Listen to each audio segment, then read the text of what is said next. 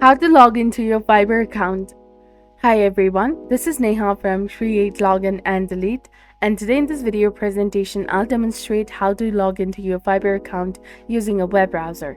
To begin, open a web browser and navigate to www.fiverr.com in the search bar.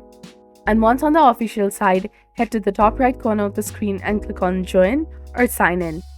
A sign in area will appear on your screen and you can log in using your Facebook, Google, or Apple ID. If you opt to sign up with your email address, enter your email address, click on Continue with the email or username, and enter your email and the password in the provided text box. And if you haven't joined Fiverr yet, you can simply go ahead and click on the Join Here option. So talking about continuing with your username or your email, in the first field, simply enter your email address or your user ID, and in the second field, type in your password. And in the case if you have forgotten your password, click on Forgot Password link in order to successfully retry or reset your password. After you have successfully entered all of your credentials correctly, simply go ahead and click on Sign In button highlighted in black color.